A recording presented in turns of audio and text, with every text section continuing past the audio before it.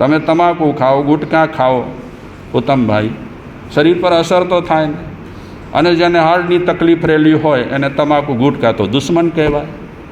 કહેવાય કે ન કહેવાય અશોકભાઈ? હા, માથું લાવો ભાગના.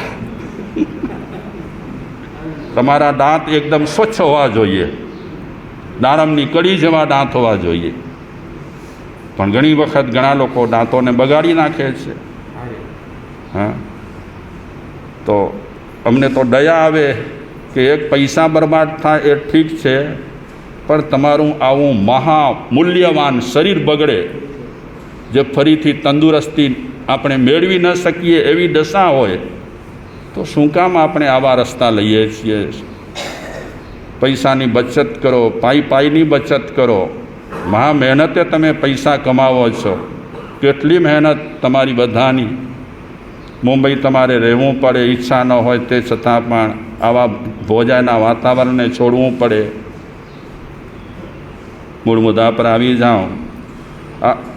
હૈદરાબાદમાં અજૈનભાઈ આવતા, મોટા મોટા ઓફિસરો, જે મોટી મોટી કંપનીઓ એનામાં કામ કરતા, એમાં જૈનના કાર્યકરો, પ્રમુખ વગેરે અમને લઈ આવતા પોતાની ફેક્ટરીમાંથી. તમને વિશ્વાસ નહીં આવે, એ લોકોએ જે ફિગર બતાવ્યા વ્યસનના, આપણે તો ધ્રુજી જઈએ કે શું આટલા માટે કમાણી કરતા હશે? તો આ કાળ છે એ પ્રવચનમાં બેઠો જ છે, એને કોઈ વાક્યો તરફ, કોઈ શબ્દો તરફ બિલકુલ આકર્ષણ નથી. દિલ હલાવી નાખે એવી બુદ્ધ ભલે વાણી વાપરતા હોય, પણ એને જરા માત્ર કાંઈ આંચકો આવે તેમ ન હતો. પ્રવચન પૂરું થયું એટલે ઘરે પહોંચ્યો તો બાપુજી અને પિતાજીએ 100 રૂપિયા આપી દીધા અને 100 રૂપિયા લીધા કે રવાનો, પીવું, રમવું, બસ. ભોજાઈમાં જુગાર નથી રમાતી એ મોટી વાત છે. કારણ કે ભોજાઈ છે ને ભગવાનની બહેન કહેવાય. ભોજાના બહેનો પણ બહુ સરસ, જુગાર રમે જ નહીં. બોલો, માણસો તો એનાથી બહુ સરસ. હું તો વખાણ કરું, મને તમારા વખાણ કરવાના બહુ જ મન થાય કે કેટલા તમે સરસ છો. ખાલી તમે દીક્ષા નથી લીધી, બાકી બધું સારું છે. હા, કેટલા સરસ છો તમે, ખરેખર ધન્ય થઈ જશો. આ કાળ છે ગયો છે પીવા માટે, જુગાર રમવા માટે. આમાં બચત તો ઠીક, બરકત પણ ન હોય. આ પૈસા છે ને બરકતવાળા ન હોય. અમને એ પણ ખ્યાલ છે કે ઘણા દારૂનો બિઝનેસ કરતા અમારા પરિચિત છે. એ છેલ્લે કીધું મારા સાહેબ, આ બિઝનેસ ખરાબમાં ખરાબ બિઝનેસ છે. પંચગીનીમાં અમારા ચંદનભાઈ છે, સિંધી છે, હા, હેમલબેન, ડૉક્ટર હેમલબેન. એ આજની તારીખે પોતાના અનુભવ કહેતા કે મારે સાહેબ મેં પંચગીનીમાં દારૂનો બિઝનેસ કર્યો. એ બિઝનેસ મેં હમણાં વાઇન્ડ અપ કર્યો, પણ એ સારો નથી બિઝનેસ, એના પૈસા પણ સારા નથી. અમારા એક ખડગપુરમાં મોટા જૈનભાઈ છે સારા, એમનો પણ એ બિઝનેસ હતો. હમણાં કેટલા વર્ષોથી એમણે બિઝનેસ આટોપી નાખ્યો. ખૂબ સરસ, ખૂબ પૈસાદાર છે. પણ એ બધા લોકોના અનુભવો એમ કહી રહ્યા છે કે મારે સાહેબ આ બિઝનેસમાં ગમે તેટલા પૈસા આવે, એ પૈસા સારા તો ન જ કહેવાય. આપણા બાજુમાં લાયજા ગામ છે, એ તમને બધા જાણો છો. એમને પણ આ ધંધા આટોપવા પડ્યા છે. ઠીક, ગમે તે હોય, ચાલીએ. લોકોની આંતરડી કકડાવી કરી અને પૈસા ભેગા થાય ને, એ પૈસા માણસને ક્યારે પણ સુખ શાંતિ ના આપી શકે. તો આ કાળ રોજ જાય છે. ક્યાં? રોજ વ્યાખ્યાનમાં જાય છે. વ્યાખ્યાન પૂરું થાય એટલે હાથ લાંબો કરે પિતાજી સામે, અને પિતાજી એને 100 રૂપિયા આપે. ભાગ્યશાળીઓ, હું પ્રેમથી તમને કહીશ કે વ્યાખ્યાનમાં કોઈ મોડો વહેલો આવે અને પ્રભાવના માટે આવે તો 10 રૂપિયા માટે તમે મગજ બગાડતા નહીં. ભલે લઈ જાય, પ્રેમથી લઈ જાય. 10-20 રૂપિયા માટે આપણે સંકોચ રાખીએ, કાંઈ એમાં આપણે શુક્રવાર થાય નહીં, ભલે લઈ જાય. નથી આવતો, મન નથી, પણ અહીંયા પગથિયા તો ચડ્યો, એને પગથિયા ચડવાના 20 રૂપિયા આપો. પણ તું ના આવે ને મોડો આવ્યો, અહીંયા છોડી દો આ ઝંઝટ. માફ કરજો, હું તમે ન કરતા હો તો હું શિખામણ ના આપી શકું, પણ લોકો પગથિયા ચડે ને ધર્મસ્થળના, બુદ્ધ શું કહેતા હતા? બુદ્ધ કહેતા હતા કે એકાદ માણસ કરોડો રૂપિયા વાપર્યા પછી ધર્મના માર્ગે ચડે, એકાદ માણસ, તો એ કરોડો રૂપિયા લેખે લાગે. ફક્ત એક જ માણસ ધર્મના માર્ગે ચડી ગયો, એ વ્યવસ્થાનો ઉપયોગ કરીને રૂપિયા લેખે લાગે. મૂળ મુદ્દા પર આવી જાઉં. કાર રોજ જાય છે, એને બુદ્ધ સાથે કાંઈ લાગતું વળગતું નથી, એને બુદ્ધના પ્રવચન માટે કાંઈ લાગતું વળગતું નથી, પણ જાય છે. ક્યારે પણ હું વિનંતી કરીશ આપ સૌને, કોઈ પણ અજાણી વ્યક્તિ આવે તો ક્યારે પણ તમારા મોઢામાંથી એવા શબ્દ ન નીકળવા જોઈએ કે તમે પ્રભાવના માટે આવો છો. બિલકુલ નહીં. પ્રભાવના એટલે કે પૈસો જેટલો મહત્ત્વનો નથી, એટલી મહત્ત્વની વાત રહેલી છે કે એ વ્યક્તિ ધર્મસ્થળના પગથિયા ચડીને આવી. એટલે ક્યારે પણ બોલવું નહીં. બહેનોને પણ ખાસ વિનંતી કરીશ કે જરાક તમે આવું બોલવામાં જરૂર વિચારજો. કોઈનો દિલ તૂટી જાય, વાત આવી છે એટલે કહું છું, કોઈ પણ વ્યક્તિ ખુરશી પર બેઠેલી હોય તો રિક્વેસ્ટ કરીશ, ભલે એ આર્થિક રીતે નબળા હોય, પણ કોઈને ખુરશી પરથી ઉઠાડી અને મોટા વ્યક્તિને ન બેસાડવા, એમનું અપમાન ન કરવું. એ ખાસ આપ સૌને નમ્ર વિનંતી છે. કારણ કે એક વખત કોઈને ઠેસ લાગી જાય ને તો આપણે પણ નુકસાનીમાં ઉતરીએ. આ કાર રોજ જાય છે બુદ્ધ પાસે, પ્રવચન સાંભળે છે. હવે જેને મન પ્રવચનમાં ન હોય, એ બેઠેલો હોય તો સાંભળે શું? હા, કાંઈ ન સાંભળે. છતાં એના પિતાજી વિચારે છે કે આટલે સુધી પહોંચ્યો તો ખરો. પૈસાની લાલચે તો પૈસાની લાલચે, પણ પહોંચ્યો. કોઈ માણસ જાપ માટે આવે તો આ ક્યારે ન બોલવું કે પૈસાની લાલચ માટે આવે છે. આપણી પ્રભાવનાથી કોઈ કરોડાધિપતિ બનવાના નથી. આપણી પ્રભાવના પ્રેમની પ્રભાવના છે. તો ક્યારે પણ કોઈ વ્યક્તિ જાપ માની લો ન બોલાવે ને ઝોકા ખાય તો પણ એના દિલને તોડવા જેવી ભાષા તો ન જ બોલવી. બોળ જાપમાં મોડા આવ્યા, તમારી જે વ્યવસ્થા રહેલી હોય તે પ્રમાણે તમે વિતરણ કરો, પણ એના કાનને એવા શબ્દ ન સંભળાવો કે જેના કારણે એને અંદરથી ઠેસ લાગી જાય અને ધર્મથી બિલકુલ વંચિત થઈ જાય. એવું કામ આપણને નથી કરવું. એક દિવસ એના બાપુજીએ કીધું કે કાઢ, મને બહુ મજા આવે છે, તું બુદ્ધના પ્રવચનમાં બેસે છે, ભલે તું તારી નજર ચારે બાજુ ગુમાવે છે, તારું મન નથી, તું ઝોખા ખાતો હોય, જે તે કરતો હોય, પણ તું બેસે છે ને એનાથી મને બહુ ખુશી થાય છે. હવે એક કામ હું તને બીજું બતાવું. બુદ્ધના પ્રવચનમાં જવું, એ પ્રવચન સાંભળ્યા પછી ઘરે આવવું અને પૂરું પ્રવચન મારે સંભળાવવાનું, મને સંભળાવવાનું. તને 500 રૂપિયા રોજના 500. આને તો પૈસાની જરૂર છે. બહુ ખુશ થયો અને બીજા દિવસે પહોંચ્યો બુદ્ધના પ્રવચનમાં સમયથી પહેલાં અને આગળ બેસી ગયો. હવે એને લોણા ફેરવાના ન હતા, હવે એને ઝોકા ખાવાના ન હતા, હવે એને ઉઠ બેસ કરવાની ન હતી. હવે એને પૂરું પ્રવચન ધ્યાનથી સાંભળવાનું હતું. કારણ કે અહીં ધ્યાનથી સાંભળશે તો એ પોતાના પિતાજી પાસે પૂરું પ્રવચન રજૂ કરી શકશે. અમારે ત્યાં ઘણે ઠેકાણે ભાઈ બહેનો છે ને, ચોમાસામાં વ્યાખ્યાન નોંધતા હોય, ચાલુ દિવસોમાં પણ વ્યાખ્યાન નોંધતા હોય, નોંધે. પછી બધા ભલે એ ચોપડી થેલીમાં નાખી દેતા હોય પણ નોંધે. ઘણા છે એવા. અને ઘણી વ્યક્તિઓ અમે જોઈ ઇન્ડોરમાં વ્યાખ્યાન સાંભળ્યા પછી ઘરે જાય, છોકરાઓને જ્યારે ટાઈમ હોય ત્યારે બેસાડે અને વ્યાખ્યાન સંભળાવે. ઇન્ડોરમાં એક બહેન માસતીજી એવા રહેલા છે કે બધા આગમ પી ગયા છે, સિદ્ધાંતો બધા પી ગયા છે. એને કાંઈ પણ કોઈ પણ વિષયમાં પૂછવામાં આવે, જરા પણ વિચાર્યા વિના ફટાટ કરતાને જવાબ દઈ દે. અહીંયા વ્યાખ્યાન સાંભળ્યું હોય, પૂરેપૂરું અક્ષરસ વ્યાખ્યાન, લગભગ 80 વર્ષની ઉંમરના હશે, પણ અક્ષરસ વ્યાખ્યાન પોતાના દીકરાઓ, પુત્રો, પુત્રીઓને સંભળાવે. નિર્મળ બુદ્ધિ કહેવાય, બહુ નિર્મળ બુદ્ધિ. દેખી શકતા નથી એ બહેન. ઓપરેશન પછી કે ગમે તે કારણસર હમણાં એ પ્રજ્ઞાચક્ષુ થઈ ગયા છે, પણ બુદ્ધિ એમની તીવ્ર. તો આ કાર બેઠો છે, ક્યાં બેઠો છે? સૌથી આગળ બેઠો છે.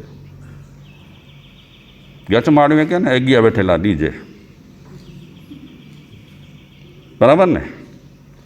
જોખા ખાતા હોય ને આગળ બેસે ને તો મારો મૂડ આઉટ કરી નાખે. ખરેખર કહું છું, કાંઈક ત્યાં સુરાતન ચડ્યું હોય ને એ જોકે ચડેલા ને હું જોઉં ને, એટલે હંમેશા આગળ તો સતર્ક વ્યક્તિને બેસવાનું. ડ્રાઈવર છો તમે બધા, અમે પેસેન્જર છીએ ભલા. હા, એટલે ગાડી તમારે ચલાવવાની છે. પ્રવચન સાંભળ્યું, ઘરે પહોંચ્યો, કાર્ડ બાપુજી ને બાપુજી બેઠા, પોતે બેઠો. અક્ષરશ આખું વ્યાખ્યાન એણે બાપુજીને સંભળાવ્યું અને તરત જ બાપુજીએ 500 રૂપિયા આપી દીધા. આ પ્રભાવનાની વ્યવસ્થા છે ને, બહુ સરસ છે. ગમે તેટલા સાધુ સાધુ વિરોધ કરે ને, આ વ્યવસ્થા બંધ જ ન રાખવી. અને બહેનો ભાઈઓને હું કહીશ કે પ્રભાવના લેવાની બાધા લેવી જ નહીં, લઈ જ લેવી પ્રભાવના. કોઈ સાધુ સાધી બાધાનું કહે ના પાડી દેવી. અરે વ્યવસ્થા છે સરસ મજાની, આની કાંઈ બાધાઓ હોય? હા, તમે વ્યાખ્યાનમાં આવો ત્યારે બજર થાકીને ના આવતા, એની બાધા લો, એવી બાધા લેવાય.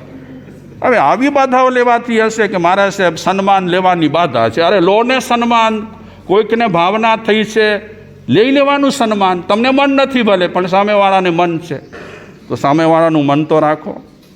રોજ 500 મળે છે, રોજ રોજ. એવા ઘણા લોકો અમને કહેતા હોય, વડીલો, કે મારે સાહેબ અમે પ્રભાવનાની લાલચી આવતા, પણ ધીરે ધીરે અમે સામાયિક શીખી ગયા, પ્રતિક્રમણ શીખી ગયા અને ધર્મના રંગે રંગાઈ ગયા. બોલો, આ પ્રભાવનાની લાલચ બહુ સારી. આમ તમે શું માનો છો બહેનો, પાપ પડે? આ મગજમાંથી કાઢી નાખજો. અમારા જેવા સાધુ સાધુ તમારા મગજમાં બધું જે ઠસાવે છે ને, પાપ પડે પ્રભાવના લેવાથી. શું પ્રભાવનાથી પાપ પડે? તો આ બધી પ્રભાવનાઓ થાય છે, આમને આમ થાય છે. લોભે, લાલચે, ગમે તે રીતે માણસ, આજનો માણસ ધર્મસ્થળમાં આવે એ મોટી વાત છે. રોજ 500 રૂપિયા મળે છે, પણ ઉપયોગ શું છે 500નો? હા, એ આપણે આપણી દ્રષ્ટિએ ખોટે રસ્તે છે, એની દ્રષ્ટિએ તો સાચો રસ્તો જ છે. રોજ રોજ રોજ રોજ 500 મળે, લીલા લહેર કરે છે, જુગાર રમે, દારૂ પીએ, મજા કરે છે. ક્યાં બાત લાગી પડી હોય. હું વ્યક્તિગત નામ લઈને ક્યારે નહીં કહું કે આ ફલાણા ભાઈ વ્યસન કરે છે. પછી ક્યારેક નામ આવી જાય ને કોકને લાગે કે નહીં નહીં મારું નામ લે છે, હું વ્યસની છું, અને આમને આમ ટોપી પહેરી લે તો વાંધો નથી. રોજ આવે વ્યાખ્યાનમાં. કોના વ્યાખ્યાનમાં? બુધના. રોજ બધા લોકોથી પહેલાં આવી જાય. લાલચી આવે છે, પણ ક્યારેક લાલચ છે ને ફાયદો કરાવે. લાલચ ફાયદો કરાવે. એક દિવસની વાત છે, બુધનું વ્યાખ્યાન શરૂ થયું. એ આવી ગયો છે સૌથી પહેલાં. ઘણા લોકો છે ને મોડા આવે, કાંઈ વાંધો નહીં. બજારના ઓટલે બેઠા હોય, નાગડા ઓટલે બેઠા હોય, પાપોય વેનબો મારે સાહેબ તો એકડી નગડી ગાલ કેવા રાઈ, પાપ ન કયો ને ધર્મ કયો. ન રૂચે ઘણાને, એમાં કાંઈ વાંધો નહીં, અફસોસ નહીં કરવાનો. અમે ક્યારે બાધા દેતા નથી, સ્થાનકમાં આવજો ને વ્યાખ્યાન સાંભળ્યો, ક્યારે નહીં. અમે એ પણ બાધા કોઈને નથી દેતા કે રોજ માળા ગણજો, બિલકુલ નહીં. ધર્મની કંઈ બાધાઓ હોય કે માળા ગણજો, ગણવાનું આપણો કમ્પલસરી છે, આ બધું કરવાનું. એની કંઈ બાધાઓ હોય, બાધા તો પાપની હોય. 100% મારી વાત સાચી નથી, પણ અમે આમ માનીએ છીએ. પાપની બાધા હોય, ધર્મની કંઈ બાધા હોય. એક દિવસે કાળ આવ્યો છે, વ્યાખ્યાનમાં બેઠો છે, આગળ ધ્યાનથી સાંભળે છે, એને કોઈ માણસો સાથે લેવા દેવા નથી, કેટલા આવ્યા છે ને કેવા છે ને કાંઈ લેવા દેવા નથી, ખાલી વ્યાખ્યાન. બુદ્ધ બોલે છે, એક એક શબ્દ પર ધ્યાન દેવાનું, એક એક શબ્દ પર ધ્યાન દેવાનું. સાંભળ્યું પ્રવચન, બધા લોકો ચાલ્યા ગયા. એના બાપુજી પણ ગયા પ્રવચન સાંભળીને. કેટલાય ચાતુર્માસના એના બાપુજીએ લાભ લીધેલા હતા, કેટલાય ચાતુર્માસના. ઘરે પહોંચ્યા પણ કાળ ન દેખાયો. તો બાપુજીનો એક નિયમ હતો કે જમે કાર સાથે, ગમે તેવો હોય કાર સાથે જમે. હજી કેમ ના આવ્યો, હજી કેમ ના આવ્યો? એને પૈસાની આટલી લાલચ હતી અને પૈસા ફટાફટ લઈ લેતો હતો, અને આજે કેમ ના આવ્યો? કલાક ગયો, 2 કલાક ગયા, 4 કલાક ગયા. પછી એના બાપુજી ઊંચે નીચે થવા લાગ્યા કે ત્યાંથી આવતા આવતા કંઈ થયું તો નથી ને એને, કેમ નથી આવ્યો? તો શોધવાનું ચાલુ કર્યું. કદાચ ગયો હોય સીધે સીધો, એને તલપ લાગી હોય ને ક્યાં ગયો હોય? તળાવે. હા, ત્યાં ગયો હોય, તલપ લાગી હોય તો કદાચ જુગાર રમવા ગયો હોય, બહુ મન થઈ ગયું હોય વ્યાખ્યાન સાંભળતા સાંભળતા. તો એટલે અડામાં બધામાં જાય છે. રસ્તામાં ફ્રેન્ડ સર્કલને પૂછે છે, કારને જોયો, કારને જોયો? બધા કહે છે ના, અમે કાર નથી જોયો. બધા સ્થળ ફરી વળે છે, ક્યાંય કાર દેખાયો નહીં. છેવટે એને થયું કે કદાચ ત્યાં જ બુદ્ધ પાસે બેસી ગયો હોય. પહોંચ્યો ત્યાં ઉપવનમાં, ઉદ્યાનમાં. બુદ્ધ બેઠા છે, કાર એના પગ પકડ્યા છે અને ધ્રુસકે ધ્રુસકે રડે છે. એના બાપુજીએ દૂરથી બૂમ પાડી, કાર, ભોજનનું ટાઈમ થઈ ગયું છે, ચાલ. તો બુદ્ધે કીધું જિંદાસને કે શ્રાવકજી, કાળનો કાળ પાકી ગયો, કાળ જાગી ગયો અને ધર્મ પંથને પકડી લીધો. હવે કાળ ઘરે નહીં આવે. બુદ્ધના પગ પકડ્યા છે, ધ્રુસકે ધ્રુસકે રડે છે. માણસનું ક્યારે પરિવર્તન આવી જાય, જેને આપણે ખતરનાકમાં ખતરનાક માણસ કહીએ, એ માણસમાં પણ ક્યારે પરિવર્તન આવી જાય એની કાંઈ ખબર ના પડે. પલટાઈ ગયો છે. રાડા રાડ કરી એના પિતાજીએ કે આવ જલ્દી ઘરે આવ. બુદ્ધે કીધું કે હવે બસ એને ઘર મળી ગયું. અત્યાર સુધી એને ઘર મળ્યું ન હતું, ઘર મળી ગયું.